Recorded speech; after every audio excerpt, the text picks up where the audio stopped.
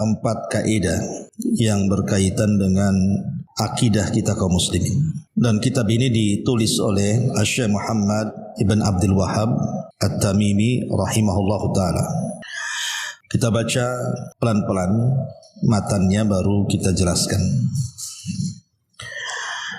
Qala al-muallif rahimahullahu ta'ala, as'alullaha al-karima Rabbal arshil azimi an yatawallaka fid dunya wal akhirati wa an yaj'alaka mubarakan aynama kunta wa an yaj'alaka mimman idza u'tiya syakara wa idza btuliya sabara wa idza adnaba istaghfara fa inna haula'i thalatha unwanus sa'adati. As'alullah, kata Syekh, as'alu, aku meminta kepada Allah subhanahu wa ta'ala, al-karim, yang maha pemurah, Rabbal arsy, Rabb pemilik arsy, al-azim, yang sangat besar, an yatawallaka, agar Allah memberikan penjagaan kepadamu, fid dunya, di dunia, wal akhirati, dan di akhirat, wa an yaj'alaka, dan agar Allah menjadikan kamu mubarakan, senantiasa diberkahi, ainama kunta, dimanapun engkau berada,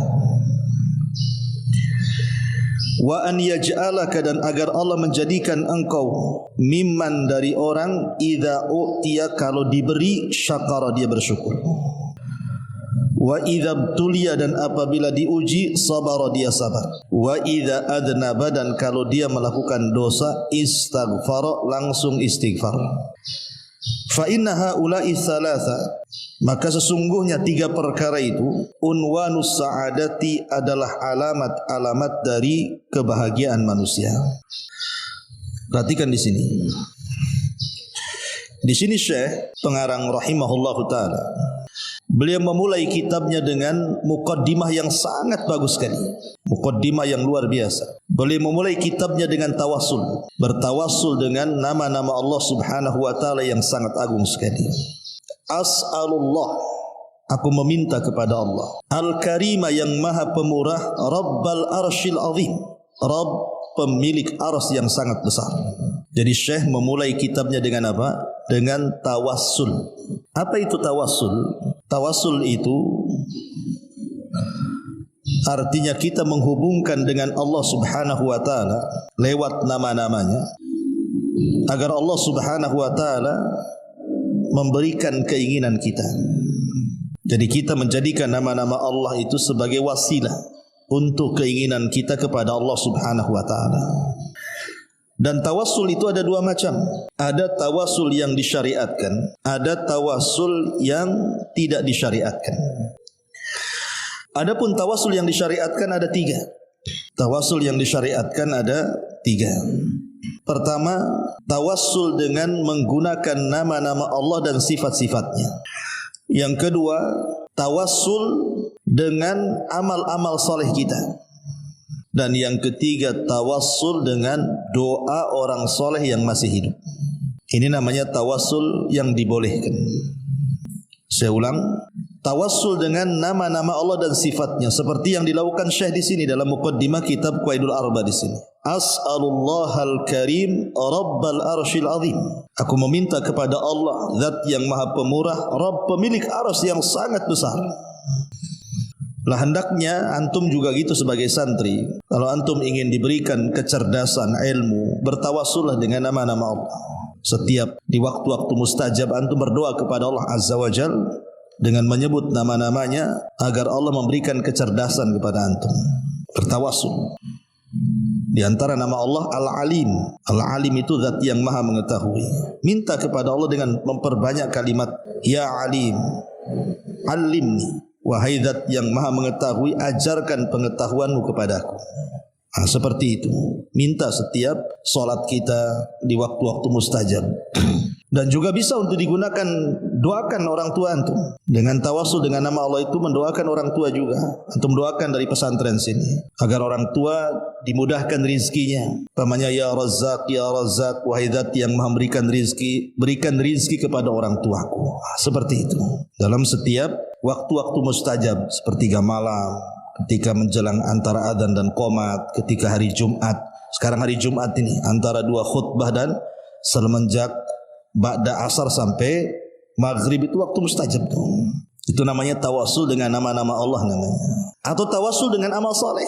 Makanya jangan pernah meremehkan sebuah amal walaupun kecil. Karena boleh jadi yang kecil itu justru ikhlas. Dan boleh jadi dengan keikhlasan itu kita bisa bertawassul. Contoh, banyak antum lagi ada masalah. Supaya Allah menghilangkan masalah antum, antum teringat dulu punya kebaikan. Ya Allah, saya pernah malam-malam tahajud. Enggak ada orang tahu kecuali aku dengan engkau saja. Kalau memang tahajud ini ada pahalanya, maka saya sedang ada masalah. Orang tua saya ada masalah. Tolong hilangkan masalah saya dan orang tua saya. Entah masalah ekonomi, masalah kesehatan, masalah apa saja. Minta kepada Allah dengan amal soleh kita yang pernah kita lakukan. Mungkin antum bersih-bersih masjid. Ini kan amal soleh, bersih-bersih masjid. Antum bertawassul, ya Allah saya pernah membersihkan masjid. Kalau memang ada pahalanya ketika membersihkan masjid ini, saya lagi berhajat kepada engkau. Orang tua saya lagi sulit, tolong mudahkan orang tua saya. Seperti itu. Itu namanya tawassul dengan amal soleh. Dan dua perkara ini disepakati ulama tentang kebolehannya bertawassul dengan nama-nama Allah dan sifatnya, dan bertawassul dengan amal soleh ini sepakat ulama, tidak ada khilaf. Tetapi yang jadi khilaf itu yang ketiga, tawassul dengan meminta doa orang soleh. Umpamanya antum datang ke guru antum atau kepada kawan yang nampak kok soleh, taat gitu ya. Minta doanya, tolonglah doakan saya. Antum nampaknya lebih soleh daripada saya. Atau datang ke guru-guru antum minta doa.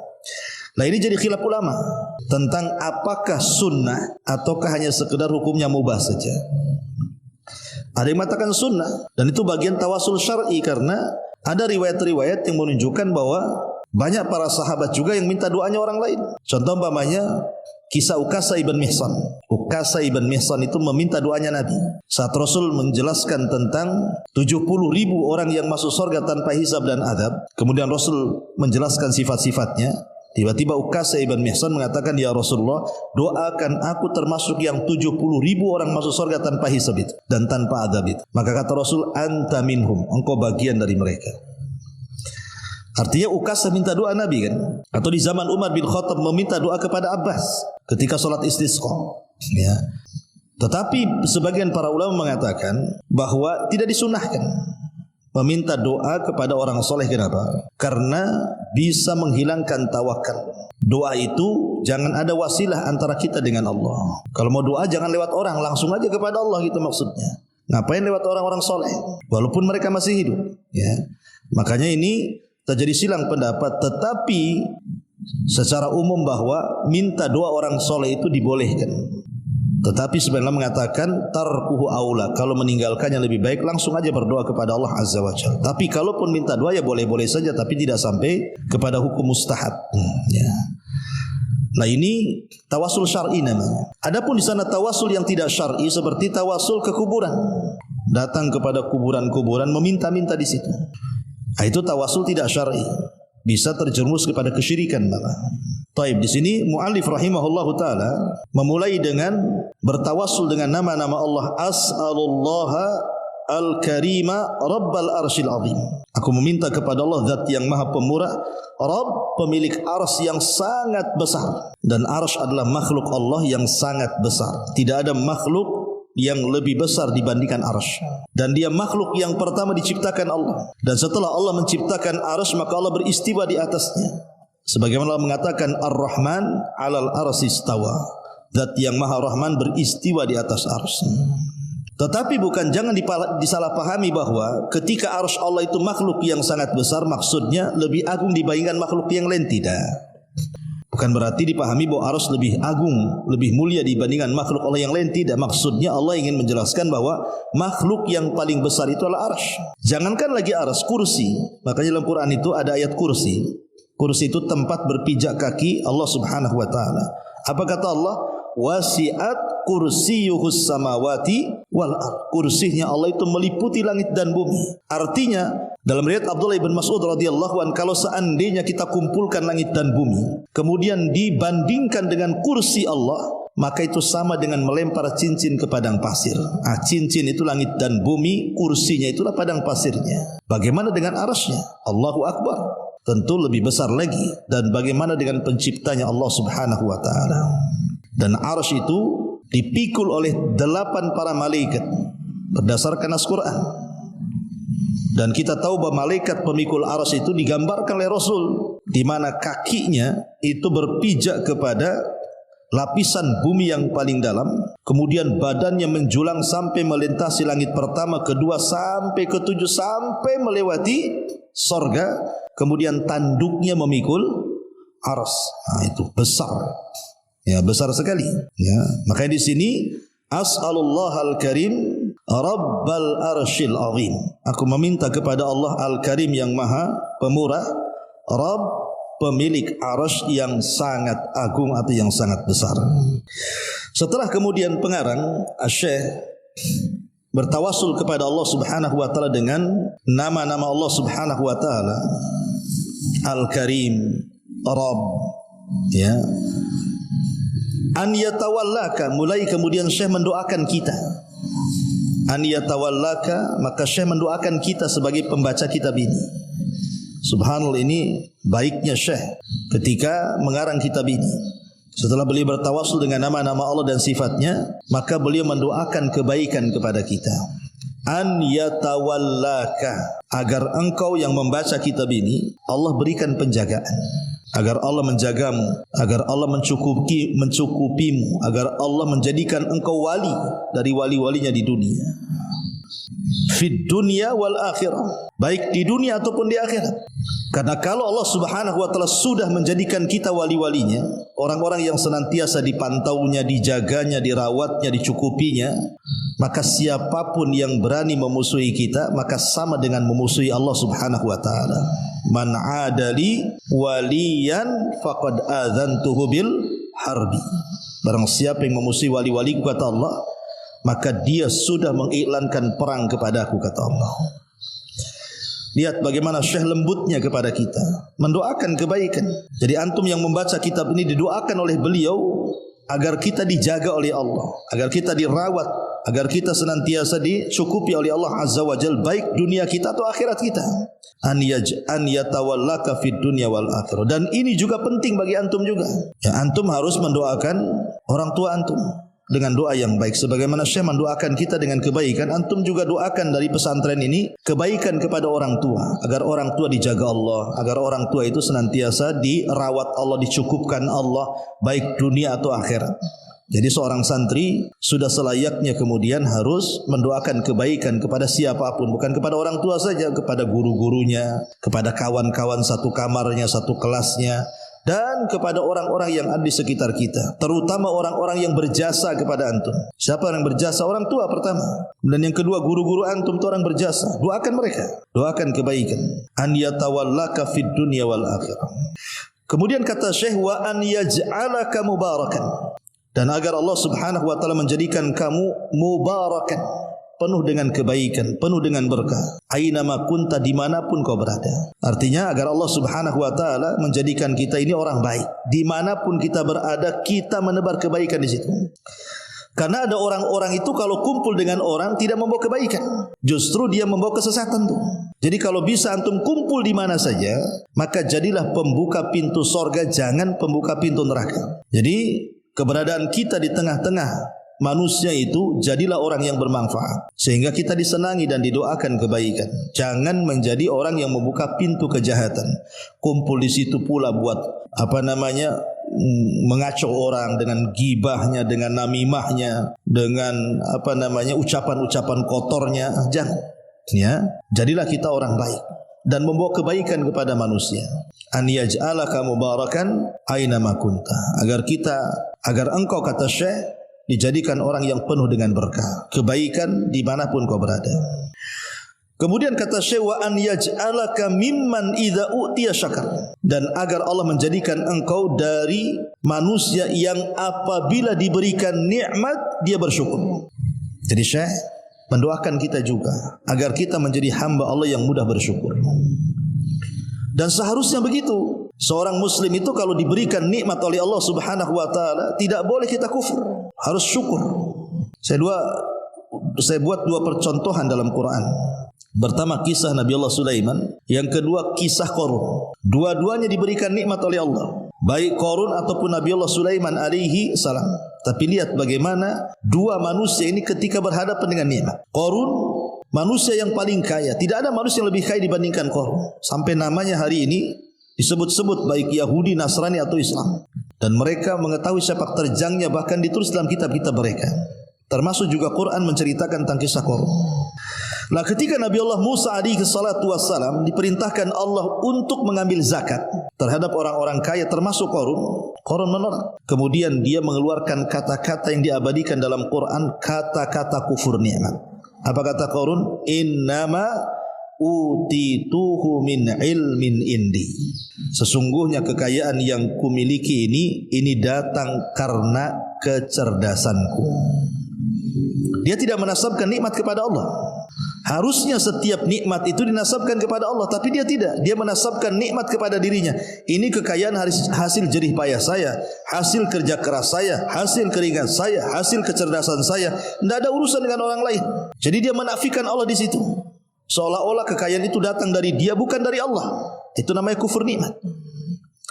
Tapi di sisi lain lihat Nabi Allah Sulaiman alaihi salatu wassalam. Apa kata dia? Hadza min fadli Rabbi. Ini semua adalah datang dari karunia Allah. Nabi Sulaiman menasabkan nikmat kepada karunia Allah, artinya menasabkan nikmat kepada Allah. Qarun menasabkan nikmat kepada dirinya. Apa yang terjadi? La in syakartum la azidannakum. Ketika Sulaiman bersyukur, Allah tambah kekuasaannya. Wala in kafartum inna adzabi lasyadid. Dan jika kalian kufur, azabku sangat pedih. Ketika Qarun tidak bersyukur akan nikmat Allah Azza wa Jal, apa yang terjadi? Datang azab Allah yang pedih. Apa azab Qarun? Fa khasafna bihi wa bidarihil arda. Kami tenggelamkan Qarun dan seluruh kekayaannya. Itulah orang kufur nikmat. Makanya seorang muslim harus pandai mensyukuri nikmat Allah. Mimman idza u'tiya syakara. Jadilah dari orang-orang yang kalau diberikan nikmat itu bersyukur. Bersyukur, antum bersyukur loh di sini belajar di ini Daul Ilmi itu bersyukur. Banyak orang di luar itu mereka ingin mondok tapi tidak bisa.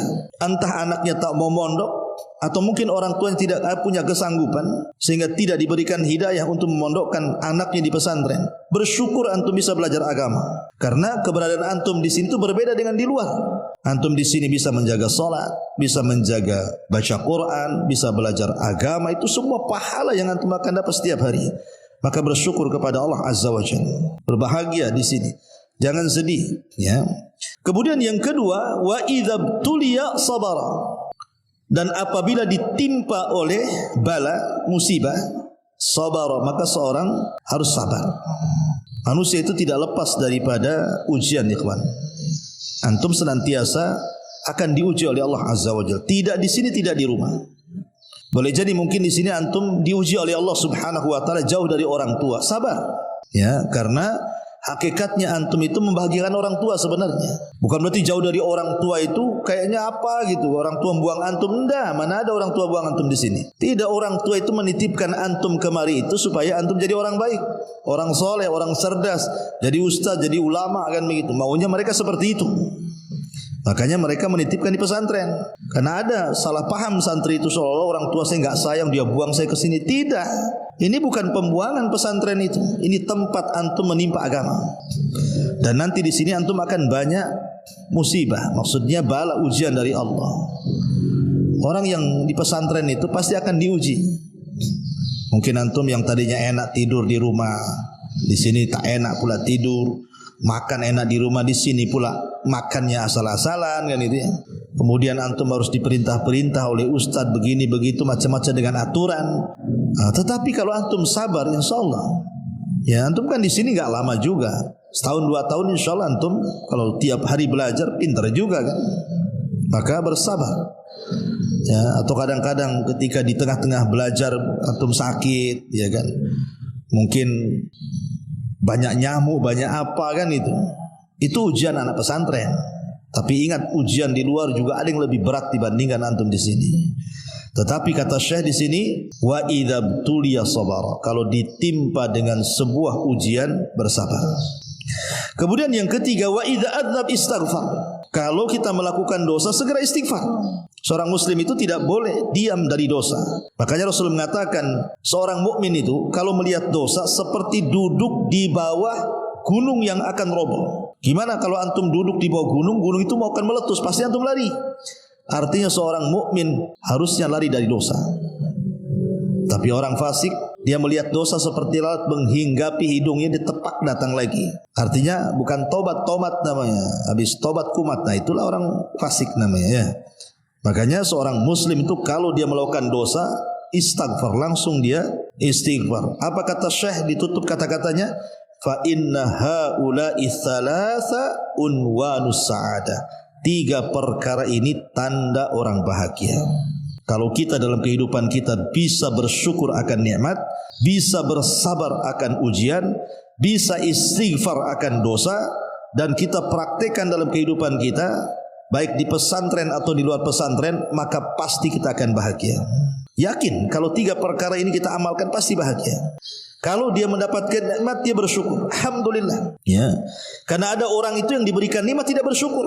Dan syukurnya akan nikmat itu, pertama menasabkan nikmat kepada Allah, yang kedua tidak membelanjakan kecuali di jalan Allah, ya. Jadi nikmat itu harus dinasabkan kepada Allah dan dibelanjakan di jalan Allah. Adapun sabar, sabar itu kepada 3 perkara. Sabar ketika menjalankan ketaatan, sabar ketika menjauhi kemaksiatan, dan sabar akan setiap keputusan dari Allah Subhanahu wa taala atau qada dan qadar. Itulah sabar artinya. Ya. Adapun istighfar, tidak bisa istighfar itu dilakukan kecuali dengan taubat. Artinya istighfar itu i'lan di taubah, hanya pengiklanan kita ini akan taubat, tapi harus disertai dengan perbuatan. Jadi kalau seorang minum khamr, kemudian istighfar astagfirullah astagfirullah diterima, taubatnya tidak terima sampai dibuang khamr dari tangannya. Nah, baru betul istighfarnya tuh. Dan ingat bahwa istighfar ini harus dilakukan setiap hari. Rasul saja setiap hari istighfar berapa kali? 70 sampai 100 kali. Padahal dosanya sudah diampuni yang telah, yang sedang, dan yang akan datang. Tapi Rasul tetap istighfar. Kenapa? Karena itu adalah unwanus sa'adah. Itulah alamat kebahagiaan. Inilah muqaddimah dari Syekh rahimahullahu taala. Saya harap antum hafal muqaddimah ini. Nanti minggu depan ana tes. Antum hafal, as'alullahal karim rabbal arsyil azim an yatawallaka fid dunya wal akhirah wa an yaj'alaka mubarakan aynama kun wa an yaj'alaka mimman idza utiya syakara wa idza tuliya sabara wa idza adnaba istaghfara fa inna haula'i thalatha unwanus sa'adah. Ya, antum hafal matanya dan faedah-faedah tadi bisa antum catat, ya. Wallahu alam, jangan banyak-banyak, sedikit saja.